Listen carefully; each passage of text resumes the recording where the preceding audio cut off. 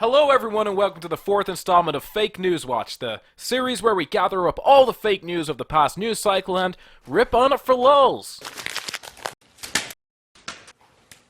This episode will be covering the Las Vegas massacre, post-Hurricane Puerto Rico, the NFL fallout, regressive Star Trek, and that's just the Labor Day rundown. Who's asking for a Labor Day rundown in my ear? The president gets too scooped. Small black hole would suck in our entire universe. Interesting, that dog is barking. Do we even know who is this 4chan? Watch what you watch.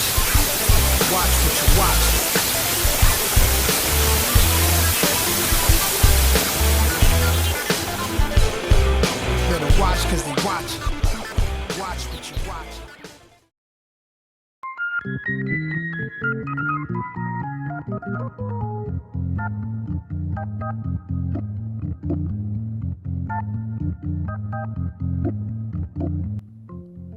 So of course it wasn't long until the Democrats were seizing upon the opportunity of a national tragedy to play upon the public's heartstrings and renew their attack on the Second Amendment.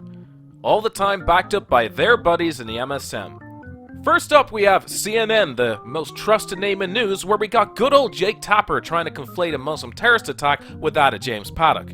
And yes, I know ISIS have claimed responsibility, but they have as yet to present any sort of evidence, and law enforcement themselves have found no dots connecting Paddock to the group. This is the second time in as many years that you are hearing me report to you about the deadliest mass shooting in modern American history. 58 innocent people were killed in Las Vegas last night. That's even worse numerically than the horrific mass shooting at the Pulse nightclub in Orlando, Florida that I told you about in June 2016.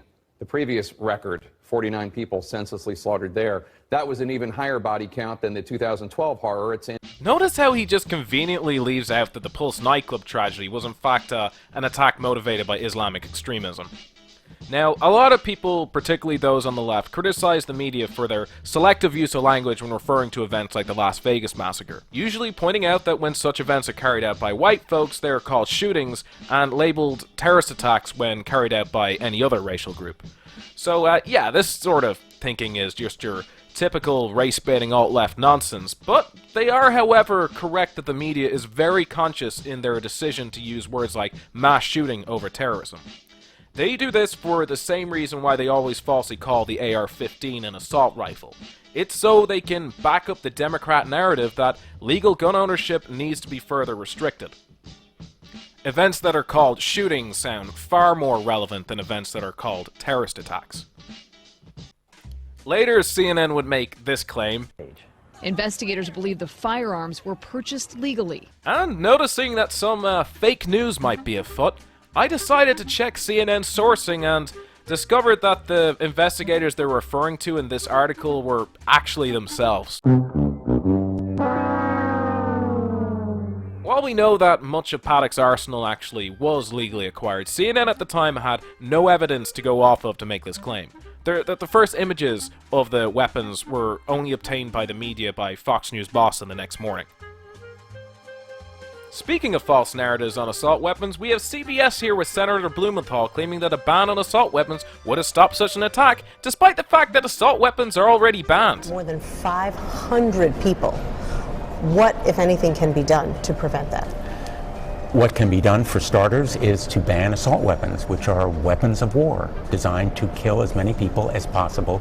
Now, the reason why the Democrats and the media frequently get away with mislabeling the AR-15 as an assault weapon is, it simply looks like a military assault rifle like the M4 carbine. But since the AR-15 is not capable of automatic fire, it is by definition not an assault weapon. No matter how much these gun control advocates want to expand the definition to include semi-automatics. As quickly as possible, as well as high-capacity magazines, do background check. There's some common sense measures. They're ready to go. Congress is complicit in failing to act. Personally, I think most people would agree with Blumenthal on this, that background checks probably should be law in every state. But just to clarify, Stephen Paddock would have passed such a background check. In fact, he did. 2 even. One of them was carried out by the FBI as reported one of the gun dealers Paddock bought his firearms off.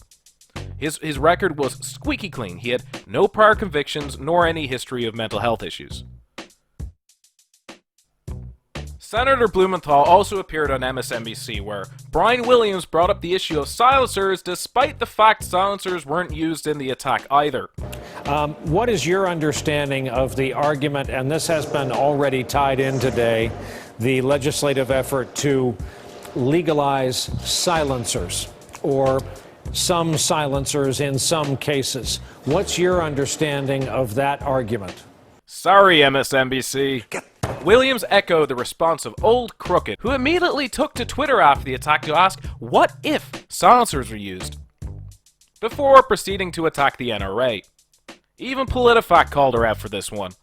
But looks like the Washington Post is still with her. And you hear about the new great menace to society? I'll wait. You know, drop a comment. Tell me what the new great menace to society is. If you answer toxic masculinity, you are wrong. It is masculinity. Well, according to The Independent, all masculinity is toxic, and masculinity is responsible for 59 people dying in Las Vegas. It is issues like these that lead networks like CNN to answer the tough questions for us in society, like how America has silently accepted the rage of white men. You know, I wonder what the reaction would be if you replace white with something else.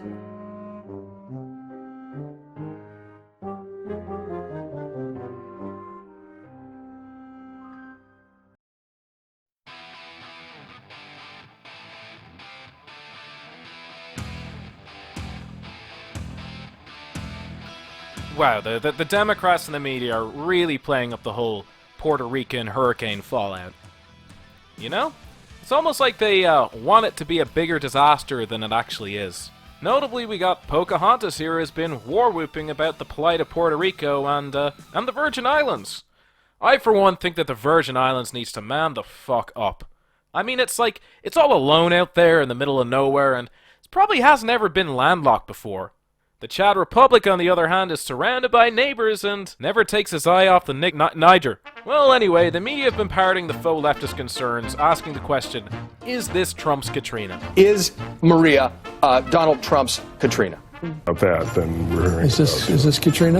Is this Katrina? It could turn into Katrina or something worse than Katrina. This would be the quote-unquote Katrina moment for Donald Trump. Because this is going to turn to be Mr. Trump's Katrina. They do this to put the idea in their viewers' heads without actually explicitly making the false equivalence. Though some like the Daily Beast will go on right ahead there and tell us, yes, this is Trump's Katrina. In fact, this article was written by MSNBC's Joy Reid, who claimed Trump doesn't care about black and brown people, and that he was just using the hurricane relief efforts to make a petting zoo of black evacuees. Many of these news outlets were constantly saying, Trump's Katrina, Trump's Katrina, Trump's Katrina, and then as soon as he makes the comparison... Look at a real catastrophe like Katrina. Many of the outlets were outraged that Trump would compare Maria to the exact same hurricane that they did. Puerto Rico, first of all, throwing paper towels at the victims of the hurricane. Never seen anything like that before. Ever. And then saying, boy, you're lucky you didn't face a real catastrophe. You should be proud. Yeah. At least the NY Daily News stuck to their guns. They claimed that both hurricanes had similarities despite the difference in death toll. So, yeah, I guess, both included a lot of wind, and, a lot of stuff got blown over. Politico had to make an embarrassing amount of corrections to their article on the disaster. One being that they falsely claimed that the Koch brothers proposed and lobbied Congress to pass a law establishing Puerto Rico's Fiscal Control Board, when there is no evidence of any such thing actually happening. They also stated that the Fiscal Control Board had reduced the minimum wage in Puerto Rico to $4 an hour. The board didn't do that. That was the governor. The article also claimed that Congress imposed austerity measures on Puerto Rico. Nope. That was the governor again. The media's coverage of post-hurricane Puerto Rico is just the latest example of mainstream journalism succumbing to the terrible disease that is Trump derangement syndrome. And speaking of derangement, I fucking hate The View.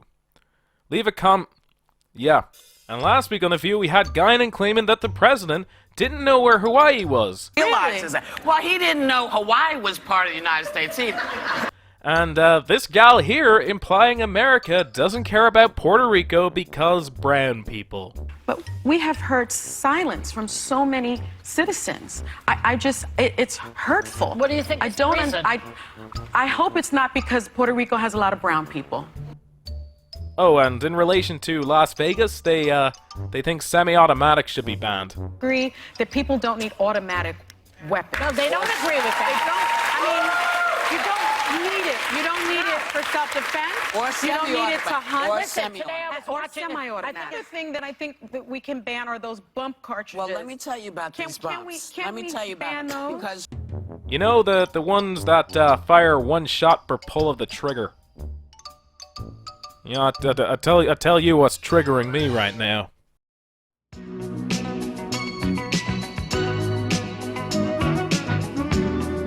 So I thought I'd give my 2 cents on the whole NFL protest lark going on since a few weeks ago. Already we're seeing far-left publications like Vox complaining how it's detracted from the original meaning of Kaepernick's protest, using specifically the phrase, it's been whitewashed. And they're not the only ones. The butthurt is glorious. We had CNN claim that NFL ratings were down right up until... When somebody disrespects our flag, to say, get that son of a bitch off the field right now, out, he's fired. He's fired! And now Trump is wrong and the NFL ratings are not down. MSNBC thinks calling Kaepernick and the kneelers sons of bitches is just about the most terrible thing a president of the United States has ever done. And what Donald Trump is doing here is as terrible a thing, and maybe the most terrible thing that has ever been done to this country by a president of the United States. And yeah, they call him racist.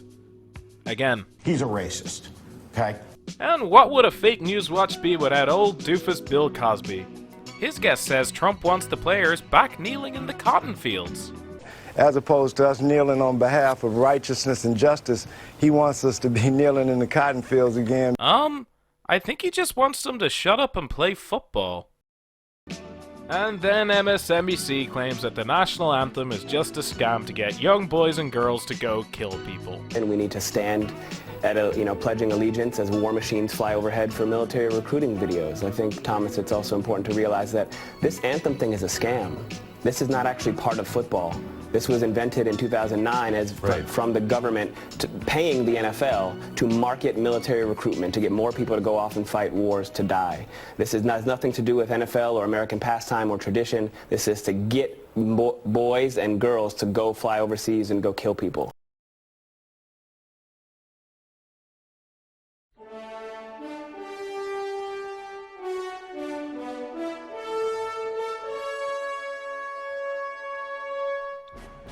So the British Independent is a fan of the new Star Trek series, and falsely tells us that Sonequa Martin Green is the first black lead of the show.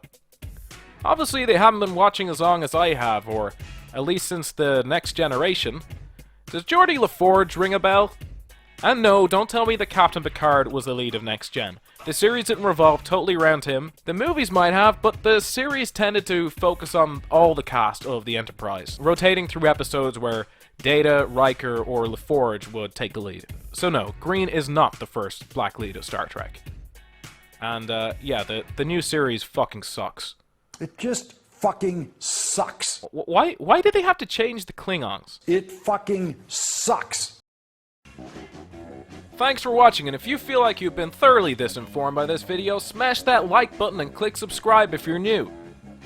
Also, I'll ask you to please consider supporting this channel on Patreon. Calling out the Lugan Press for fake news is hard work, and Google unfortunately doesn't consider it ad-friendly content.